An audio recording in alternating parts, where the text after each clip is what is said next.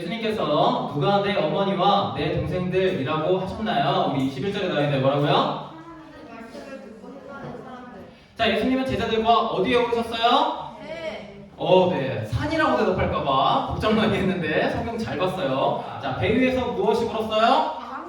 자, 광풍이 불었다고 합니다. 자, 오늘 우리가 읽은 본문은 이런 본문입니다. 우리가 그냥 성경 봉독하는 걸 들었을 때 혹은 우리가 눈으로만 성경을 읽었을 때 잘 찾지 못하는 부분을 이렇게 질문을 통해서 살펴보니까 내용 이해가 더 쉽게 되죠. 자, 그래서 우리가 지금 누가복음 이 8장 본문은 어떤 본문이다? 하나님 나라라고 하는 그 본문을 다루고 있다, 내용을 다루고 있다라고 했어요. 왜 이게 하나님 나라야? 라고 궁금하신 분들은 지난주 설교를 참고하시기 바랍니다. 지난주에 길게 설명했기 때문에 오늘 또 이거 설명하면 설교가 길어진다. 평소에도 긴데 더 길어질 염려가 있다. 그래서 누가복음 8장에는 4가지 에피소드가 나온다고 했어요. 그래서 지난주에 이야기한 대로 8장 19절부터 시작되는 오늘 읽은 본문은 학부모 초청 예배를 위해 힙해뒀다. 그리고 지난주에 26절부터 시작되는 본문, 40절부터 시작되는 본문, 그리고 49절부터 시작되는 이 본문들을 통해서 우리가 하나하나 세세하게 살펴보지 못했지만 결론만 확인했다고 했죠. 결론은 뭐예요? 집으로 돌아가 이 사실을 알려라. 두 번째 결론도 모든 사람 옆에서 말하라. 세 번째 결론은 근데 아무에게도 말하지 말아라. 하나님 나라가 확장되는데 우리가 당연히 전하고 당연히 이것을 사람들에게 알려야 되는데 왜 예수님은 여기선 이랬다 여기선 저랬다 이렇게 하시나? 이걸 통해서 하나님 나라의 속성이 뭔지 우리가 살펴봤죠. 뭐다? 네가 그렇게 열심히 안 해도 하나님 나라는 알아서 자연히 커져 나간다. 그게 하나님 나라의 속성이다 라고 우리가 강조해서 복음을 이야기했어요. 이게 8장 16절부터 18절이 핵심 내용이라고 했어요. 가만히 둬도 하나님 나라는 알아서 전파된다. 누구든지 등불을 켜서 높은 곳에 매달아 놓는 것처럼 숨은 것이 장차 드러나지 않은 것이 없다. 이 이야기가 누가복음 8장의 핵심 중에 핵심이라고 했습니다. 그리고 오늘 본문 학부모 초청 예배를 위해 남겨놓았던 이 본문의 내용을 한번 살펴보려고 하는데 에피소드가 8장에 누가복음 8장에 총 4개가 나온다고 했는데 사실 오늘 우리가 읽은 본문은 에피소드 1-1, 1-2라고 정했습니다. 에피소드 1-1의 내용은 예수의 어머니와 동생들이 예수님을 찾아왔어요. 그리고 예수님을 보려고 밖에 서 있는 장면, 그리고 아까 우리 하원이가 잘 대답한 것처럼 누가 내 가족이냐라고 그 부분에 대해서 가족의 정의를 새롭게 내리시는 예수님의 그 모습이 나와 있는 장면입니다.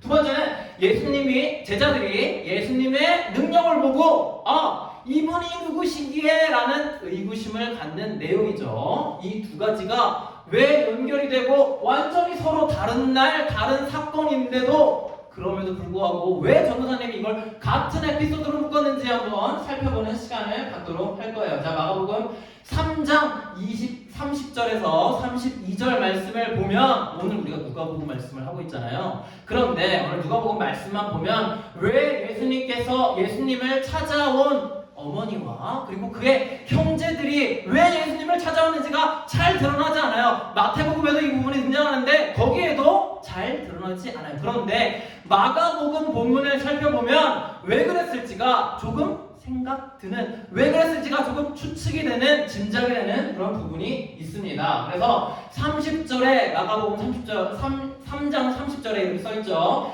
이는 그들이 말하기를 더러운 귀신이 들렸다 하미로라. 누구에게 하는 말이에요? 예수님한테 왜 귀신 들렸다고 이야기를 합니까? 예수님이 귀신을 쫓아내니까 바리새인들이 그 귀신 쫓는 예수님을 보면서 뭐라고 이야기했냐면 이것은 귀신의 왕 바알세불의 힘으로 그 귀신들을 몰아낸 거야 라고 이야기를 하니까 그들이 말하길 거기 모여있는 사람들이 뭐라고 이야기했냐면 예수님은 귀신 들렸다 라고 예수님을 비판하고 있는 내용인 거죠. 그때에 31절로 이어지죠. 그때에 예수의 어머니와 동생들이 어쩌고저쩌고 오늘 본문이랑 동일한 내용입니다. 그러니까 여러분 왜 예수의 어머니와 예수의 동생들, 여기 동생들 여동생 아니고 남동생입니다. 이름도 나와요 성경에. 그런데 이 동생들, 힘센 동생들 왜 어머니가 대동해서 예수님 보러 왔겠습니까 여러분? 귀신 들린 사람이라고 비난받는 이 예수님을 어떻게 하려고? 구해주려고. 아, 좋은 생각이야. 구해주려고 할 수 있겠죠? 구해줘서 어디로? 사람들 앞으로 내세우려고? 아니요. 구해줘서 집으로 데려가려고. 귀신 들린 사람이란 소리를 들으면 어떻게 되겠어요? 많은 사람에게 예수님이 비난을 받겠죠. 예수님만 비난받는 게 아니라 이 가문이 비난을 받겠죠. 창피한 일이야. 좋은 일이에요. 창피한 일이겠죠. 예수님을 집으로 데려가고자 하는 의도가 거기에 분명히 있었다. 예수님이 지금 하고 있는 그 일을 저지하려는 그 생각이 있었다라는 걸 우리가 추측할 수 있고 많은 사람들이 그렇게 생각을 하기도 합니다. 여러분 가장 가까우면서도 우리를 가장 실망시키고 우리를 가장 힘들게 만드는 게 바로 가족이라는 거죠. 그쵸? 동의하시죠? 우리가 옆집 아저씨의 무뚝뚝함에서 아무런 선한 감정을 느끼지 못하잖아요. 옆집 아저씨가 무뚝뚝하면 어때요? 아, 우리 아빠가 저렇게 무뚝뚝하지 않아서 다행이다 라고 생각하지만 우리 집 아저씨가 무뚝뚝하면 어떠죠? 아, 우리 아빠 왜 저래? 라고 생각하는 게 보통이죠. 우리가 가족에게 큰 실망을 하는 이유, 큰 상처를 받는 이유는 가족에 대한 기대감 때문인 거죠. 특별히 여기에서 예배를 드리고 있는 우리 청소년들의 시기는 그런 가족의 사랑과 관심으로부터 정서적으로, 경제적으로 독립을 준비해야 되는 시기예요. 그래서 애들이 예전 같지가 않죠. 그래서 애들이 그렇게 초등학교 때는 엄마 말 그렇게 잘 듣고 무슨 오리 떼처럼 엄마 졸졸 쫓아다니던 그 애들이 이제 청소년 시기가 되니까 엄마가 하는 말마다 반대하고 엄마가 하는 말마다 아주 고집스럽게 굴기 시작하죠. 왜냐? 정서적, 경제적으로 독립을 해야 하는 시기니까요. 전에는 그냥 엄마가 하면 다 좋았던 거예요. 엄마가 잘못된 일을 하고 잘못된 생각을 하고 있어도 그게 왜 좋았다? 엄마니까, 그리고 아빠니까, 내 가족이니까 좋았는데 이제는 내가 독립을 해야겠으니까 그 모습마저도 비판적으로 바라보고 때로는 엄마가 하기 때문에, 아빠가 하기 때문에 반대하는 정서적인 반발감이 일어나는 그때가 오는 겁니다. 그게 청소년 시기에 매우 지극히 당연한 어른이 되어가는 어른으로 성장하는 시기예요. 예수님이 만약에 오늘 부모님 말에 순종해서, 어머니 마리아의 말에 순종해서, 그래 내가 효도해야지, 효도해야 좋은 아들이지, 부모님 마음을 아프게 하면 안 되지, 내가 내 가족 지켜야지 하고 엄마 따라가면, 동생들 따라갔으면 어떻게 됐어요? 우리에게 구원은 없는 거죠. 우리에게 십자가는 없는 거죠. 그러니까 여러분들의 자녀들이 아주 지겹도록 여러분 말을 안 듣는다. 그럼 여러분 속으로 뭐라고 생각하셔야 된다고요? 아, 얘가 참 큰 사람이 되겠구나, 아주 훌륭한 사람이 되겠구나 라고 여러분들 이제부터 그렇게 생각하실 수 있는 마음의 여유가 있으셔야 돼요. 그게 오늘 성경에도 나오지 않습니까? 예수님, 부모님 말씀 안 듣는 이 예수님을 통해서 우리가 구원받았다는 거, 그리고 나중에 여러분들 가문이, 여러분들의 그 가족들이 그 말 더럽게 안 듣는 여러분들의 자녀를 통해서 구원받을 수 있을지 누가 알겠습니까? 부모 말 잘 듣는다고 좋은 아들, 좋은 딸 아니라는 거 오늘 본문을 통해 여러분들 확인하시기 바랍니다. 이때 예수님께서 이 자기 잡으러 온, 자기 쫓으러 온 이 부모, 자기 어머니와 그리고 자기 형제들이 내 가족이 아니다 라고 이렇게 말씀을 하셨죠. 많은 사람들이 이 부분을 가지고 예수님 어머니 마리아와 그 동생들이 얼마나 이 이야기를 듣고 상심했겠어 라고 추측을 하는데, 물론 그럴 수 있죠. 상심했을 수 있죠. 그런데 여기에서 예수님은 저들은 내 가족이 아니다 라고 말한 게 아니라 누가 내 가족인가? 가족의 의미를 새롭게 하는, 가족의 의미를 재정의하는, 그래서 가족의 의미를 확장시키는 역할을 했다는 걸 우리는 봐야 됩니다. 예수님이 우리 엄마랑 내 형제들, 내 가족 아니야 라고 말씀하신 게 아니라 가족의 의미를 확대하셨다는 거죠. 우리는 거기에 주목을 해야 돼요. 그래서 누가 예수님의 가족입니까? 여기 보면 하나님 말씀을 잘 듣는 사람, 하나님의 말씀을 듣고 행하는 사람이 누구의 가족이라고요? 예수님의 가족이라고요. 그래서 우리는 이렇게 생각하죠.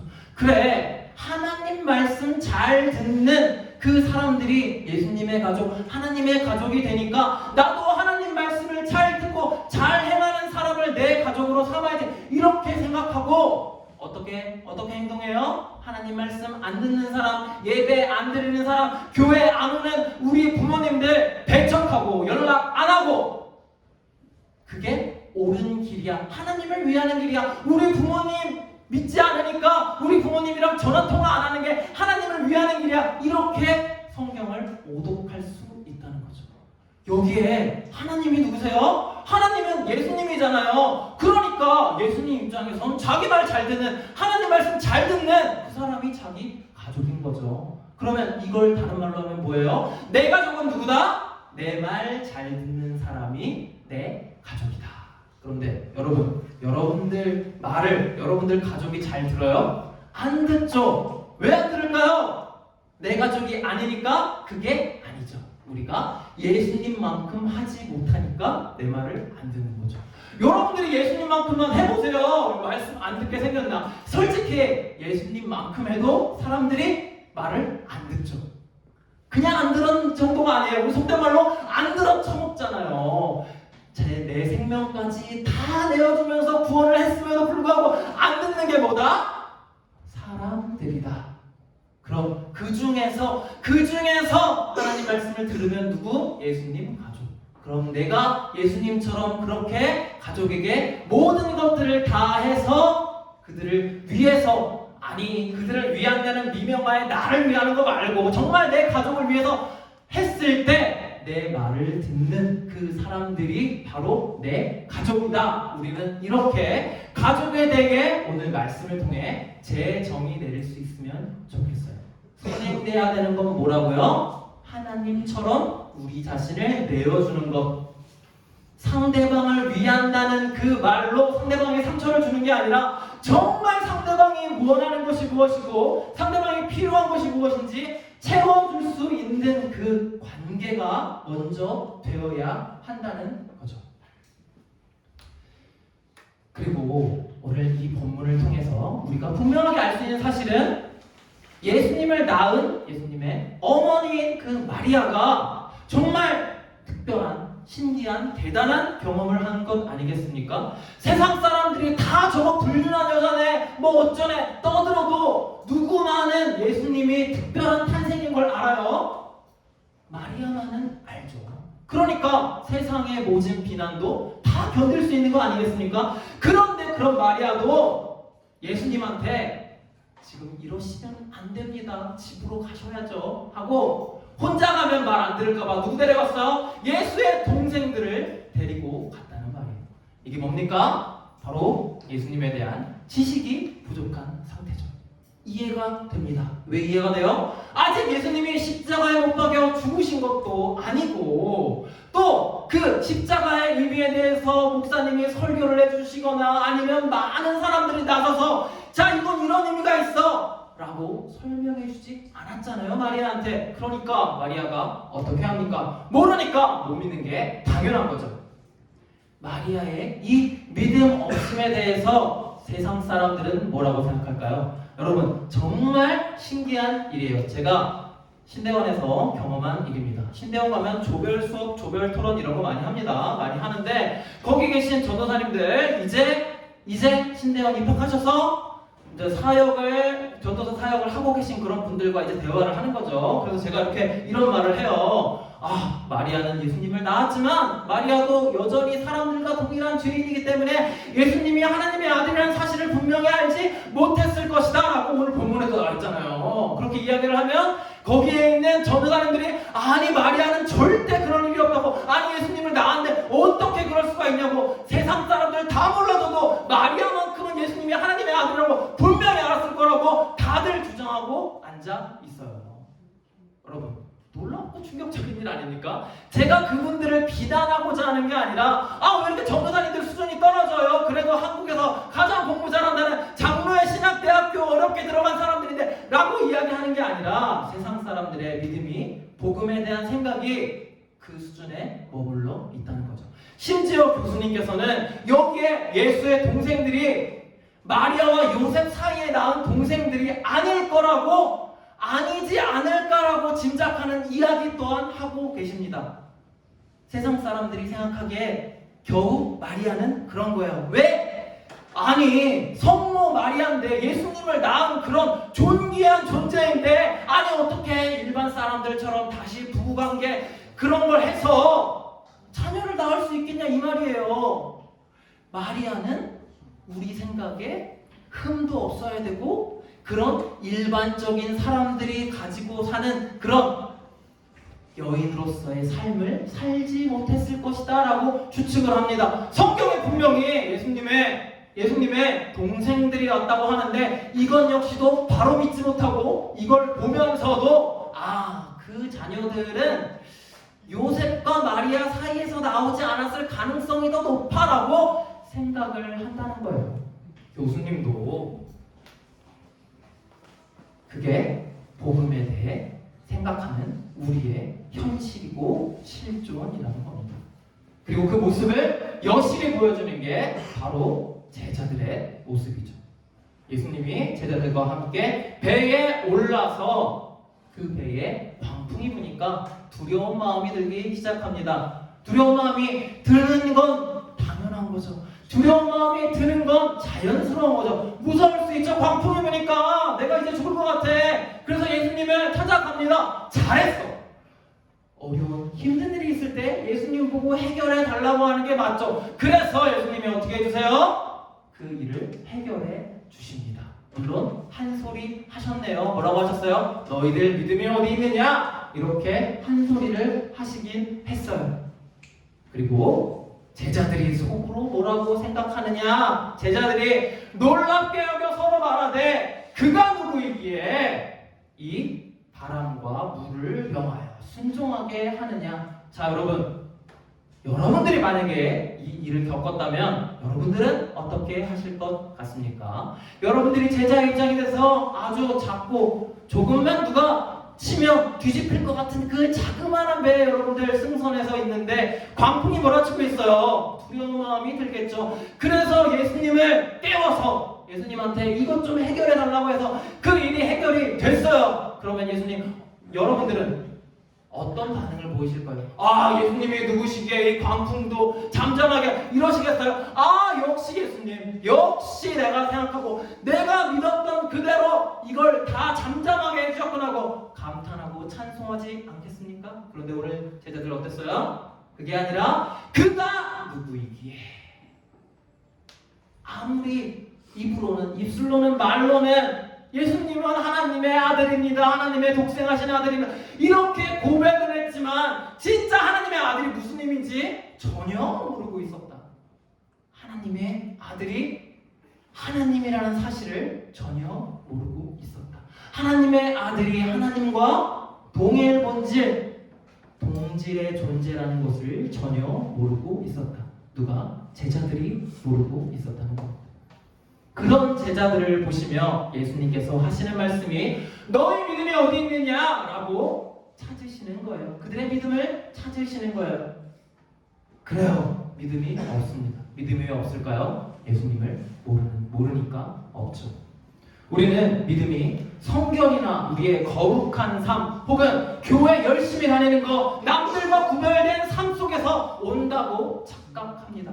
그래서 내가 교회를 30년 다녔는데, 내가 하루도 빠짐없이 꾸준히 교회에서 봉사를 열심히 했는데, 내가 교사인데, 내가 성가대원인데 제가 아직 믿음이 없습니다. 믿음이 부족합니다. 성경을 보면 그게 믿겨지지가 않아요 라고 고백을 하면서 겸손하게, 아주 겸손하게 고백을 하시죠. 당연하죠. 믿음은 내 생활 태도에서 나오는 게 아니라 내가 기도를 하루에 몇 분 할 수 있냐, 1시간 할 수 있냐, 2시간 할 수 있냐에 따라서 내 믿음이 결정되는 게 아니라 믿음은 어디서 옵니까? 믿음은 알면서 옵니다.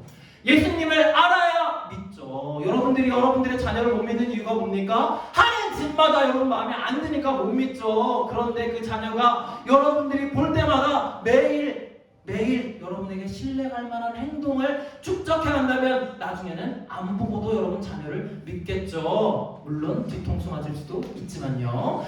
그렇죠. 하지만 예수님은, 하나님은 우리에게 동일하게 말씀하세요. 그 예수님이, 하나님이 동일하게 우리에게 말씀하시는 걸 뭐라고 한다? 하나님은 신실하시다라고 이야기를 하는 거죠. 믿음은 믿음에서 옵니다. 이게 뭔 말이야? 믿음은 하나님의 신실하심, 하나님의 믿으심, 하나님이 우리를 믿음직하게, 하나님께서 믿음직하게 행동하셔서 그 행동의 일관성으로 인해 생기는 겁니다. 하나님은 일관되게 행동하시죠. 그런데 우리가 하나님이 일관되게 행동하시는 그걸 모른다면 하나님을 믿지 못하는 겁니다. 믿음은 하나님을 알면서 옵니다. 그래서 제가 여러분들과 그리고 학생들과 성경을 통해서 정말 하나님이 그렇게 행하셨는지 살펴보고 우리의 눈으로 의심해보고 의구심을 가져보고 그게 바른 의미가 무엇인지 찾기 위해서 지금 여기에서 성경을 펼쳐보고 그 성경에 있는 내용을 같이 살펴보며 그걸 해석하는 과정을 하고 있는 겁니다. 특별히 우리 청소년 팀 예배의 장점은 여러분 전 세대가 함께 드리는 예배라는 장점이 있습니다. 여기 장로님이라고 해서 저보다 신앙의 연수가 오래되신 분이라고 해서 절대 제 설교를 등한시하지 않으시고 우리 손자, 손녀뻘 되는 이 자녀들에게 믿음의 선배의 모습이 무엇인지 직접 눈으로 확인시켜주는 그 예배의 시간을 지금 우리가 여기에서 갖고 있습니다. 여러분들 자녀가 지금 여기에서 굉장히 조심스럽게 잘 집중해서 설교를 듣고 있다면 그 이유는 바로 여러분들 때문입니다. 엄마가 아무래도 옆에 있으니까 더 긴장이 되겠죠. 왜냐? 얘네들이 아무리 개방한처럼 행동해도 엄마 아빠한테 잘 보이고 싶은 게, 나 잘한다는 소리 듣고 싶은 게, 엄마 아빠는 1년에 한 번 오지만 나는 여기서 쭉 예배를 드린단 말이에요. 그런데 오늘 하루, 나 오늘 한 번밖에 안 떠들었는데 오늘 여기에 떠들면 어떻게 된다? 얘는 평소에 그냥 예배를 맨날 이렇게 드리는구나 하고 찍히잖아요. 그러니까 얘들이 오늘따라 특히 더 조심해야 돼요. 그게 사람의 속성입니다. 그러니까 여러분들, 부모님들 오늘 뭐 학부모 초청 예배라고 오늘 뭐 이렇게 꽃단장하고 오시느라고 다들 좀 늦게 오셨죠? 네, 알고 있습니다. 예배 시작할 때 보니까 자리가 많이 비어있는데 지금 많이 찬 것 같아요. 그러니까 다음 주부터는 이제 조금 화장 덜 하고 오셔도 되니까요. 머리 좀 덜 만지고 오셔도 되니까 다음 주부터라도 이렇게 예배에 같이 나오셔서 뭐 매주 나오시진 않더라도 나오셔서 함께 여러분들의 자녀들과 예배 드리는 걸 여러분들을 초청합니다. 그래서 여러분들, 내가 믿음이 없다, 내가 믿음의 가정을 만들어가야겠다, 그런데 내가 믿음이 없다 라는 생각이 드실 때 왜 믿음이 없지?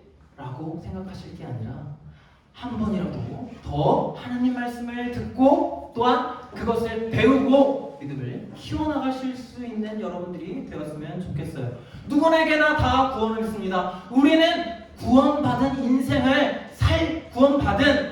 구원이 확정된 사람들이죠. 그건 누구나 다 똑같죠. 그런데 정말 우리가 더 행복하게, 더 기쁘게, 더 즐겁게 살려면 그 확정된 믿음 가운데 삶이 필요한 거예요.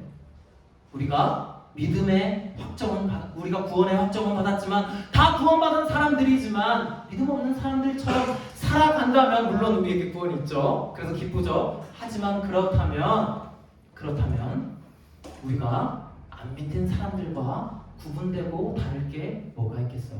하나님 말씀을 조금 더 알고 배우고 또한 이 말씀을 통하여 우리의 삶이 어떤 방향으로 나아갈 수 있을지 결정하는 우리 경천교회 청소년팀 학생들과 또한 부모님들 다 되시기 바랍니다. 기도하겠습니다.